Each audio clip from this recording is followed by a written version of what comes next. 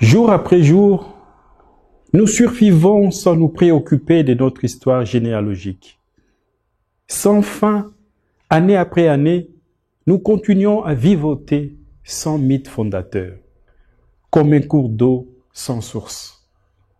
Aussi, à force de multiplier les déracinements, alors que nous avons un besoin crucial d'enracinement et d'ancrage mémoriel, nous coexistons sans partage d'héritage commun, sans bien commun, sans idéal commun et sans défi civilisationnel partagé.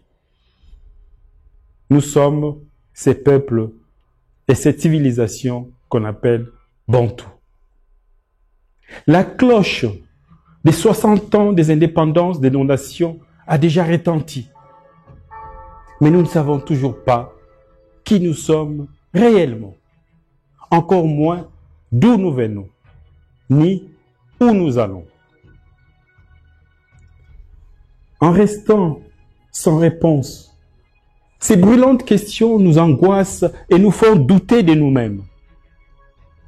Il est donc venu le temps de faire parler les silences de l'histoire de la civilisation bantoue, depuis les premiers ancêtres. Au fait, c'est quoi une civilisation? C'est l'ensemble des valeurs, des institutions et des comportements standards qui caractérisent un peuple. La civilisation atteste les cheminements historiques d'un peuple. La civilisation consacre la conscience que ce peuple a de son passé et enfin révèle sa passion au devoir d'enrichir ce qui a été et ce qui est, que ces legs soient matériels ou immatériels.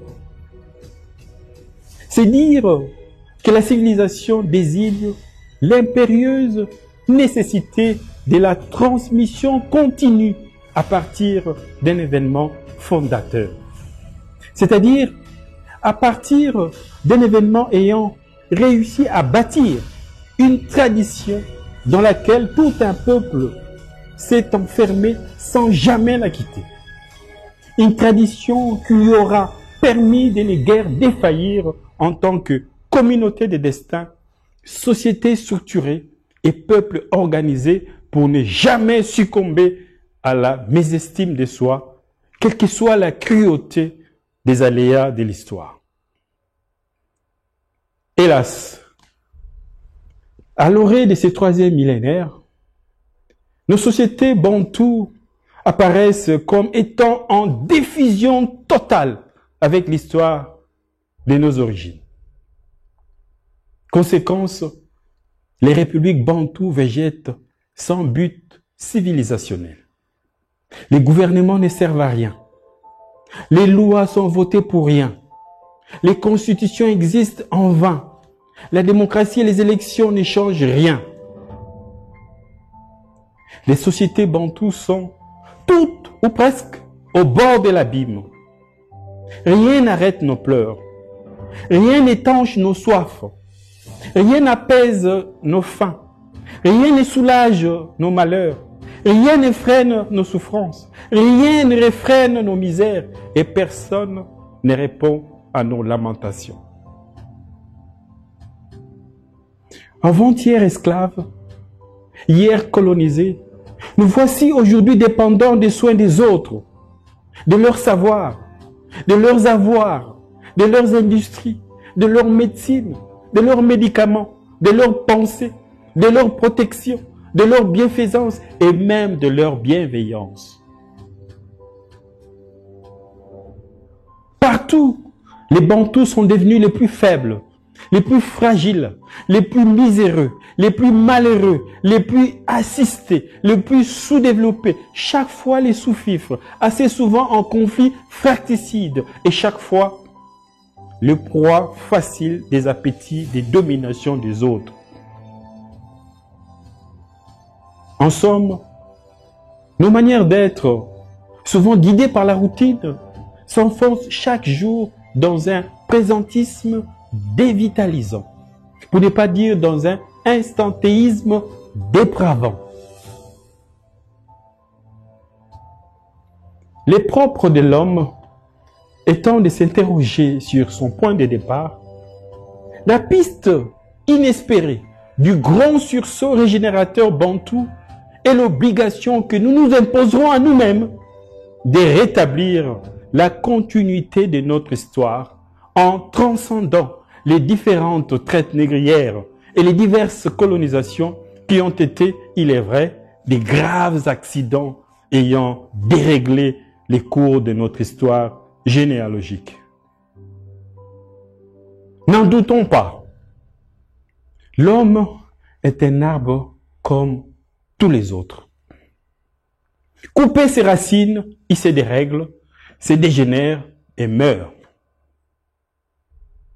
Il nous faut par conséquent faire sauter cette chape de plomb qui pèse encore sur nos mentalités et qui nous empêche d'enclencher une véritable réflexion stratégique sur notre passé immémorial.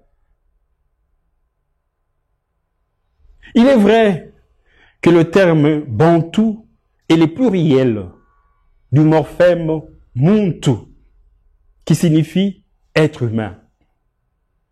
Mais ce muntu a aussi une histoire généalogique. Ce muntu possède tout aussi son foyer originel. Du fait, le terme muntu vient de l'Égypte antique. Au cours de la 11e dynastie pharaonique, était vénéré à Thèbes Muntu en tant que dieu solaire primordial, mais aussi comme dieu de la guerre.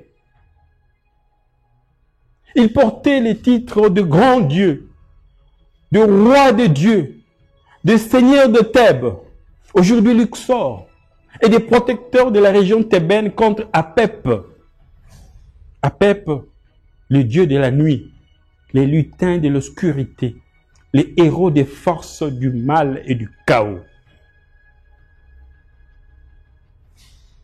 Lors de la plus grande période de gloire et de prospérité de l'Égypte antique, rayonnant alors en première grande puissance régionale, aussi bien sur le Proche-Orient que sur l'Asie, Ramsès II, les pharaons de la 19e dynastie, qui régnait en ce moment-là vers 1314 avant Jésus-Christ, 60 ans après le règne d'Akhenaton, s'est proclamé lui-même à Muntu, c'est-à-dire fils de Muntu.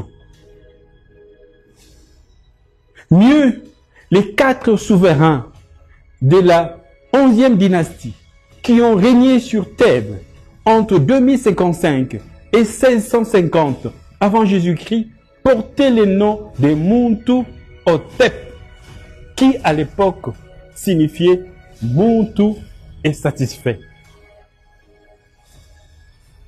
Ce passé nous constitue.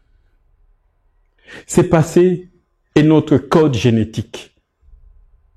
Pour bâtir nos futurs bantous sur les rocs du Muntu de Thèbes, nous devons réapprendre la chronologie de nos racines, fusionner avec ces sources primordiales de notre humanité, en ressentir les émotions, en éprouver les sensations et devenir aujourd'hui la mémoire vivante de cette épopée pharaonique.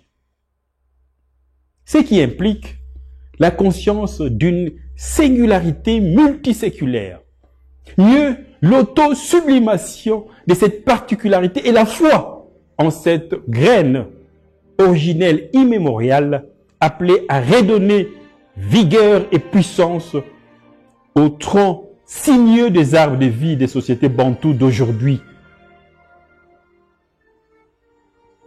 Voilà pourquoi, sur le pas de Cheikh Anta Diop, osons prendre la résolution que les corps des sciences humaines africaines soient dorénavant bâtis à partir de la civilisation égypto-nubienne. Ce qui signifie que les nouvelles humanités africaines devront avoir comme langue l'égyptien ancien et le méroïtique au lieu du latin. Comme cadre juridique, le droit égyptien au lieu du droit romain. Comme philosophie, les systèmes de cosmogonie héliopolitaine et hermopolitaine au lieu de la philosophie grecque ou romaine. Et comme lettres, la littérature et les arts égyptiens et nubiens. Bref, il s'agit d'installer dans le nouveau Bantou des nouveaux lieux de mémoire, à savoir l'Égypte et la Nubie en lieu et place de la Grèce et de Rome. Il ne s'agit nullement d'un mot d'esprit, mais d'un pari volontariste des reconstitutions généalogiques régénératrices qui remontent jusqu'au premier fondateur de notre lignée humaine Bantou, afin que ces patrimoines génétiques structurent notre imaginaire et se cristallisent au centre de nos schèmes de pensée et d'action d'aujourd'hui. Montou, grand Dieu, roi des dieux, seigneur de Thèbes, grand-père de nos grands-pères, ancêtre de nos ancêtres, lui qui porte la civilisation noire, kémétique, couchitique, nubienne et aujourd'hui noire africaine. Reconnaissons que nous demeurons en lui et lui en nous. Louons-le pour qu'il nous donne les privilèges de reproduire son grand esprit si éblouissant. Rendons-lui hommage sous les titres de notre illustre premier ancêtre, afin que, avec son concours, nous puissions réveiller nos puissances cognitives qui piaffent d'impatience au fond de nos âmes. Lui qui doit redevenir notre modèle de vaillance à toute preuve, notre modèle d'agilité mentale, notre modèle de félicité intellectuelle. Faisons son éloge en conscience que nous sommes une part insécable de la grandeur qui l'a caractérisé jadis. Élevons partout des statues, des stèles et des monuments votifs pour célébrer sa grandeur. Donnons son nom à nos boulevards, à nos places et à nos villes. Élevons-nous au-dessus des infortunes coloniales et néocoloniales et lançons-nous crânement vers cette contrée lointaine thébaine qui est notre fontaine de jouvence. Implorons notre premier ancêtre Montou pour que les prodiges et les hauts faits de la genèse de notre civilisation, à Thèbes, à Méroé, à Napata, dans la Nubie, se réinstallent en nous comme un grand feu. Le feu de l'intelligence des Thoth, le feu du professionnalisme d'Imhotep et le feu de l'esprit créatif des Ptah. Sondez-les, commençons à psalmodier les noms de Montou de Thèbes, pour que son souvenir fasse réjaillir en nos cœurs, en nos esprits, en nos consciences, la vive flamme de l'ingéniosité, de la clairvoyance, du savoir-être, du savoir-faire et de la compétence en toutes choses. Le salut de l'âme bantou dépend de cette volonté de redevenir, et ce pour demeurer à jamais, les continuateurs de la grande lumière noire allumée par Montou à Thèbes. Poètes, écrivains, sages, prophètes, prêcheurs, conférenciers et maîtres d'école, reprenez les flambeaux de cette histoire de nos origines. Politiciens, enseignants, historiens et intellectuels, bataillez sans fin pour que cette histoire devienne tant les racines que le centre de gravité de nos rêves et de nos réflexions. Artistes, griots et musiciens, élevez vos arts et vos musiques à la gloire de ces passés pharaoniques. Jeunesse bantou, jeunesse africaine, jeunesse congolaise, embrasse la cause sacrée de cette histoire qui nous est immanente. N'ayons peur de rien. Fusionnons nos âmes avec les génies de notre premier ancêtre Montou de Thèbes, qui circulent encore dans nos veines. Il ne s'agit nullement d'une harangue des circonstances. Il est ici question d'une évocation auto-panégérique de la mémoire lignagère oubliée de notre humanité noire, afin que s'accomplisse l'aggiornamento de nos âmes bantou. Tel est l'ultime levain de la farine bantou. Notre renaissance est au prix de ces combats mémoriels décisifs. Au nom de Montou, mettons-nous-y.